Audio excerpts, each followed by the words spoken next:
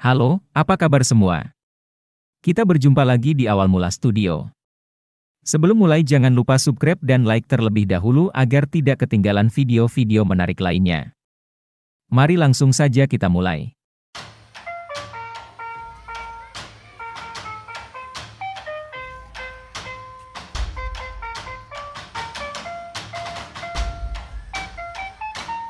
Pernahkah mendengar Nauru? Negara pulau ini bisa dikatakan masih sangat asing bagi telinga banyak orang di Indonesia. Ini wajar, karena negara pulau ini sangat kecil dan hampir tak memiliki peran signifikan dalam dunia internasional. Belum lagi, letaknya yang terpencil di tengah Samudera Pasifik. Padahal jika menilik ke belakang, tepatnya pada era tahun 1980-an, Nauru adalah satu negara paling makmur di dunia. Negara bekas koloni Inggris ini tercatat pernah jadi salah satu negara dengan pendapatan per kapita tertinggi di dunia, sehingga sempat membuat iri banyak negara-negara tetangganya di Pasifik. Namun dalam beberapa tahun kemudian, statusnya melorot menjadi salah satu negara paling miskin di dunia. Dilansir dari The Guardian, negara dengan luas pulau utama hanya 21 km persegi ini merupakan satu di antara negara kepulauan terkecil di Pasifik dengan populasi penduduk tak sampai 10.000 orang. Bekas koloni Inggris ini dulunya adalah negara penghasil fosfat terbesar dunia. Bukan sembarang fosfat, namun fosfat yang bermutu sangat tinggi yang terbentuk dari endapan kotoran burung selama berabad-abad. Fosfat sendiri merupakan bahan baku pupuk.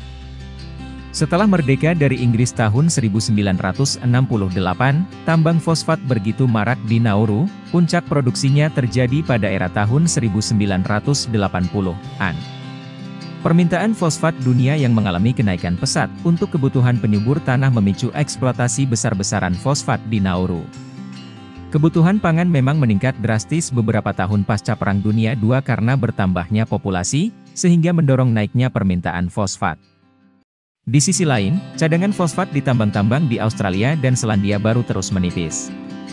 Ini membuat pasokan fosfat beralih ke Nauru.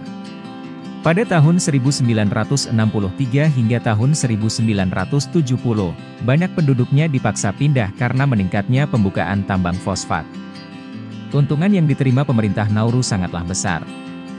Dari penjualan fosfat di tahun 1980 saja, negara itu mendapatkan pemasukan paling sedikit 123 juta dolar AS. Pemasukan itu belum termasuk penerimaan dari pajak dan royalti.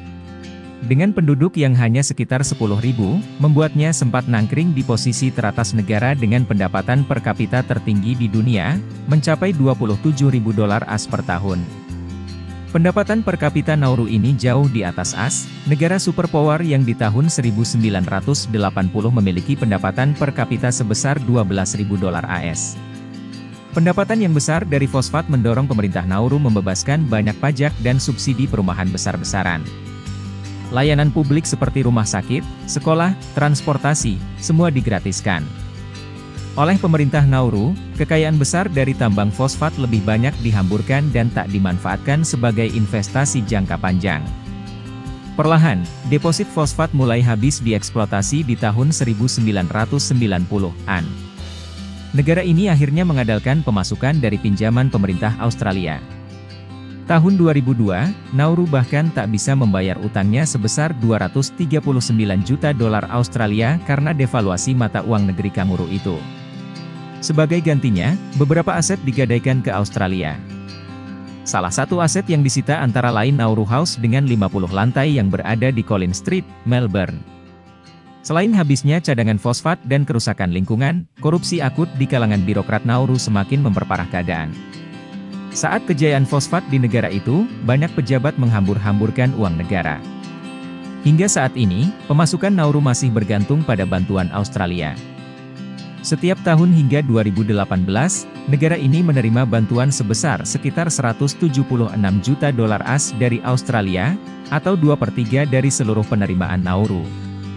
Bagaimana menurut kalian tentang negara Nauru? Silahkan tulis di komentar. Semoga informasi ini dapat menambah wawasan kita semua. Terima kasih.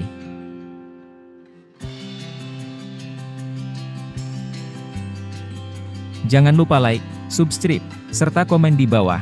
Apabila mempunyai informasi tambahan, terima kasih.